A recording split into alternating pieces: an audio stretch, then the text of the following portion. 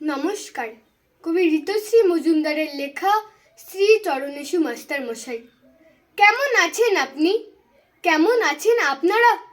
মোটা ফ্রেমে চশমার আড়ালে থাকা চোখ দুটো ভালো আছে তো?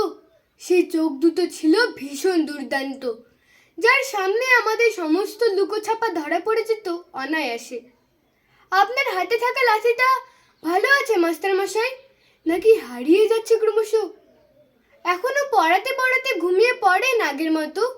অঙ্ক কষতে দিয়ে দু চোখ বুজে আসতে চায়?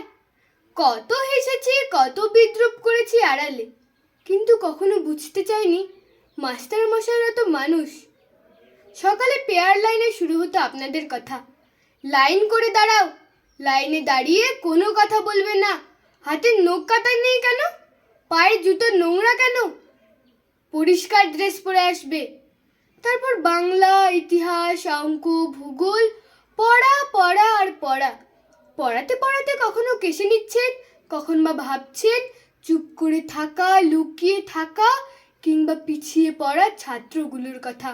সস্নেহে পিঠে রেখেছেন হাত। পড়াশোনার মতো বন্ধু হয় না রে, এ বন্ধু ছেড়ে যায় না কখনো।